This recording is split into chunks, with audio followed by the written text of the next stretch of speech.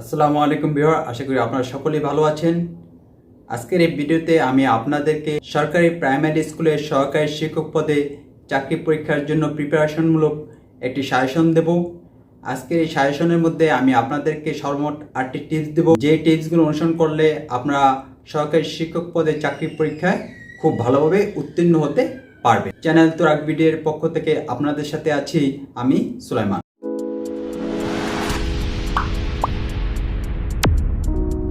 প্রথম যে টিপস সেটি হচ্ছে সেলফ কনফিডেন্স, মানে আত্মবিশ্বাস। দেখুন, সহকারী শিক্ষক পদে চাকরি সহ যে কোনো চাকরি পরীক্ষা ভালো করার জন্য আপনার যে বিষয়টি খুবই গুরুত্বপূর্ণ সেটি হচ্ছে নিজের প্রতি আত্মবিশ্বাস। অনেকেই মনে করে প্রথম অবস্থায় আর কি, যে আমি যে এত পরীক্ষার্থীদের মাঝে এত প্রার্থীর মাঝে পরীক্ষা দেব, তার মধ্যে ভালো করব কিনা, সেজন্য অনেকের আত্মবিশ্বাসের লেভেলটা একটু দুর্বল থাকে। কিন্তু আপনাদেরকে আপনাদের আত্মবিশ্বাসের লেভেলটা বাড়াতে হবে এবং ভাবতে হবে, আমি ইনশাল্লাহ অনেক পরীক্ষার্থী অংশগ্রহণ করলো, অনেক প্রার্থী অংশগ্রহণ করলো, আমি তাদের মধ্য থেকে ভালো করব, আমি পরীক্ষা খুব ভালোভাবে উত্তীর্ণ হব। দেখুন, আপনার মাঝে কিন্তু আসলেই প্রতিভা রয়েছে, যোগ্যতা রয়েছে। আপনাকে পরিশ্রম করে আপনার এই প্রতিভাকে, আপনার মেধাকে জাগিয়ে তুলতে হবে। দ্বিতীয় নম্বর বিষয়টি হচ্ছে গেট স্কিল ইন ইংলিশ, মানে ইংরেজি ভাষা আপনাকে দক্ষতা অর্জন করতে হবে। আপনার সরকারি প্রাথমিক বিদ্যালয়ের সহকারী শিক্ষক সহ যে কোনো সরকারি পরীক্ষায় আপনি অবতীর্ণ হলে দেখবেন কমপক্ষে, মানে বিশেষ করে রিটেন পরীক্ষায় 40% মার্ক ইংরেজি বিষয়ের উপর ভিত্তি করে আসে। মানে দেখা যায় ইংরেজিতে প্যারাগ্রাফ লিখতে বলছে, কোনো লেটার লিখতে বলছে, অ্যাপ্লিকেশন লিখতে বলছে, কোনো ট্রান্সলেশন জাতীয় মানে বাক্য লিখতে বলেছে। সেজন্য এই বিষয়গুলো আপনাকে, সেজন্য ইংরেজিতে দক্ষতা অর্জন করতে হবে এই বিষয়গুলো পাওয়ার জন্য, কারণ 40% মার্কস প্রায় ইংরেজির সাথে সম্পর্কিত। আর ইংরেজি ভাষায় আপনি দক্ষতা অর্জন করার জন্য যে কাজটি করবেন সেটি হচ্ছে বাজার থেকে ভালো মানের 2-3টি স্পোকেন ইংলিশের বই কিনবেন। এবং সেই বইটি কেনার পর আমরা সাধারণত প্রথমে যে কাজটি করে মানুষে, যে প্রথমে একটা বাক্য দেখা যায় ইংরেজি পড়ে, 2টা বাক্য ইংরেজি পড়ে, তারপর দেখে এটার বাংলা অর্থটা কী। এইভাবে পড়লে কিন্তু আপনি ইংরেজি ভাষার দক্ষতা অর্জন করতে পারবেন না। আপনাকে যে কাজটি করতে হবে, প্রথমে 1টি কিংবা 2টি লাইনে আপনি বাংলা অর্থ পড়লেন, 1টি লাইনে বাংলা পড়লেন এবং মনে মনে ভাববেন যে এই লাইনটার ইংরেজি কী, এবং মনে মনে যে ইংরেজি বাক্যটা ভাববেন যে এই লাইনটা যে বাংলা পড়েছি তার বাংলা মানে ইংরেজি অর্থটা এরকম। তারপর আপনি ওই ইংরেজি বাক্যটা দেখবেন। আপনি মনে মনে যে বাক্যটা ভেবেছেন যে ইংরেজি বাক্য এরকম, যদি সেটা মিলে যায় তাহলে তো আপনার ওটা হয়ে গেছে ওই লাইনটা। আর যদি না মিলে সেক্ষেত্রে বাক্যটা আপনি শিখে নেবেন। আর যে কোনো অর্থ যদি না পারেন সেই অর্থটা আপনি শিখে নেবেন। এভাবে প্রতিদিন 10টি করে বাক্য আপনি প্র্যাকটিস করবেন। মানে প্রথমে বাংলা একটি বাক্য পড়বেন, ওই বাক্যটা ইংরেজি কি মনে মনে ভাববেন, তারপর দেখবেন যে বইতে ওই ইংরেজি লাইনটা কী লেখা আছে। মিলে গেলে তো ভালো, আর না মিললে ওই বাক্যটি শিখে নেবেন এবং মনে মনে ভাববেন যে বাক্যটি এইভাবে না এইভাবে। এভাবে প্রতিদিন 10টি করে বাক্য আপনি প্র্যাকটিস করবেন।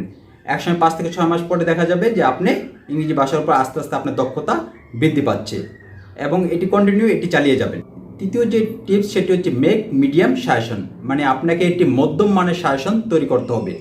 দেখুন, অনেকের আত্মবিশ্বাসটি একটু দুর্বল থাকে, একটু নার্ভাস অবস্থা থাকে, সেজন্য তারা কি করে, এই বাজার থেকে একটা সাজেশন কিনে অন্য প্রকাশনীর আরেকটা সাজেশন করে, তারপরে দেখুন তারা কি করে, বাজার থেকে 2-3টা প্রকাশনী সাজেশন কিনে এবং 2-3টা সাজেশন তারা ঘেটে একটা সাজেশন তৈরি করে, যার জন্য সাজেশনটা অনেক বড় হয়ে যায় এবং কোনো বিষয় বাদ দিতে চায় না।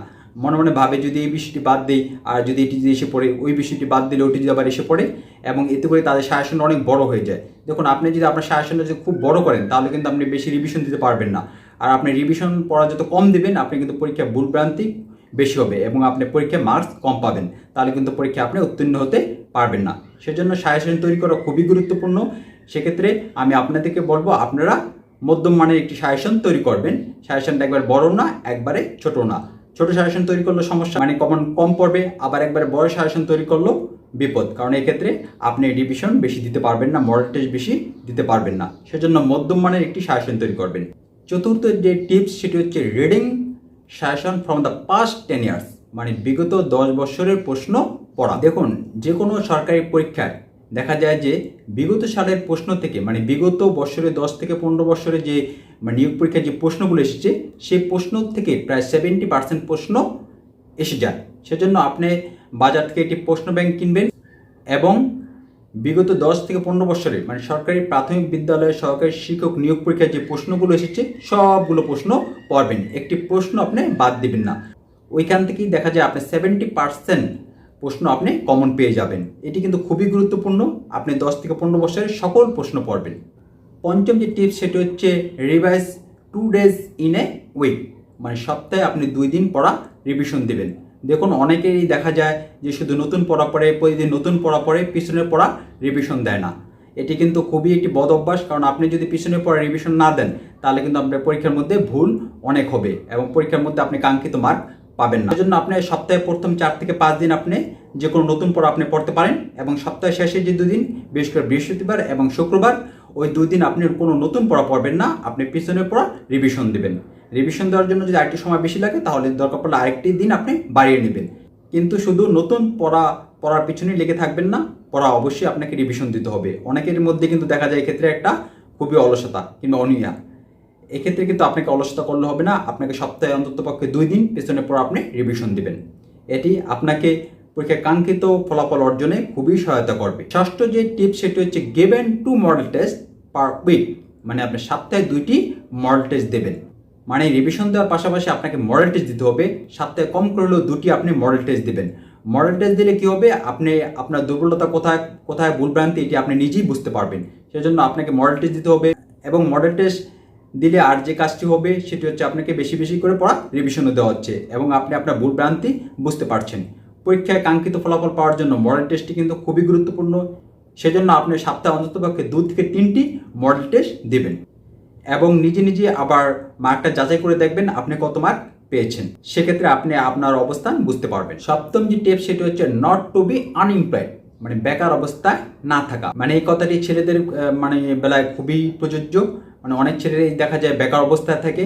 দেখুন বেকার অবস্থায় থাকলে কিন্তু আপনার পড়াশোনা করা এবং পরীক্ষার জন্য সঠিক প্রস্তুতি নেওয়া কিন্তু আপনার জন্য একটু কঠিন হয়ে যাবে। কারণ দেখুন বিশেষ করে ছেলেরা আপনাকে একটা চাকরি পরীক্ষার জন্য ইন্টারভিউ দেওয়া, দরখাস্ত পাঠানো, ব্যাংক ড্রাফট করা প্রায় 1,500 থেকে 2,000 টাকা লাগে। তাছাড়া আপনার কিন্তু নিজস্ব কিছু খরচ আছেই। আপনি যদি কোনো ছোটোখাটো চাকরি কিংবা ব্যবসা কিংবা আপনি যদি টিউশনি করেন তাহলে কিন্তু আপনি নিজে যে খরচগুলো এগুলো কিন্তু নিজেই আপনি ব্যয়ভার বহন করতে পারবেন, আপনাকে পরিবারের কাছ থেকে চেয়ে নিতে হবে না। সেক্ষেত্রে কিন্তু আপনার আত্মবিশ্বাস লেভেলটা ভালো থাকবে, পড়াশোনায় আপনার মনোযোগটা বেশি হবে এবং আপনার চাকরির প্রস্তুতি নিতে আপনার সহজ হবে। সেজন্য কখনোই বিশেষ করে ছেলেরা বেকার অবস্থায় থাকবেন না। আপনারা ছোটোখাটো কাজ, ছোটোখাটো ব্যবসা কিংবা টিউশনি এই জাতীয় কাজ করবেন, তাহলে কিন্তু আপনাকে একটা সঠিক প্রিপারেশন নিতে খুব সহজ হবে। অষ্টম এবং সর্বশেষ যে টিপস এটি হচ্ছে লার্নিং ডিফিকাল্ট থিংস, মানে কঠিন বিষয়গুলো আয়ত্ত করা। দেখুন ছাত্র অবস্থায় সকলের ক্ষেত্রে এই জিনিসটি দেখা যায় কম বেশি, যে আমরা অঙ্ক ইংরেজির বেশ কিছু বিষয় বাদ দিয়ে দিই। যেমন অঙ্কের কোনো একটা অধ্যায় বুঝিনি, ছাত্র অবস্থায় দেখা যায় ওটি তেমন করা হয়নি, কিংবা দেখা যায় ইংরেজির কোনো voice nation, formation of sentence, এগুলি যেটা বুঝে নেই ওই জিনিসটা সে দেখা যায় এড়িয়ে গেছে ছাত্র জীবনে। কিন্তু এখন তো আপনি চাকরির প্রতিযোগিতা অবতীর্ণ হচ্ছেন, এটি কঠিন প্রতিযোগিতা। সেজন্য আপনাকে ছাত্র জীবনে যে বিষয়গুলো আপনাকে বাদ দিয়েছিলেন সেই বিষয়গুলো আপনাকে আয়ত্ত করতে হবে। আর আয়ত্ত করার জন্য আপনাকে যে কাজটি করতে হবে, যেমন মনে করেন আপনার ন্যারেশনটা একটু কম বুঝতেন, আপনি কমপক্ষে ভালো মানের 2টি গ্রামার বই সামনে রাখবেন। একটি গ্রামার বই থেকে বুঝে বুঝে প্র্যাকটিস করবেন, বোঝার চেষ্টা করবেন যেখানে কি বলা হয়েছে। তারপরে একটি বই দেখে যদি না বুঝেন তাহলে সাপোর্টের হিসেবে আপনি আরেকটি বই রাখবেন, দ্বিতীয় বই থেকে ওই জিনিসটি ব্যাখ্যা আপনি বোঝার চেষ্টা করবেন। আপনি যখন সাপোর্টের হিসেবে আরেকটি বই রাখবেন, 2টা বইয়ের ব্যাখ্যা মিলিয়ে আপনি কিন্তু সঠিক জিনিসটা বুঝে যাবেন।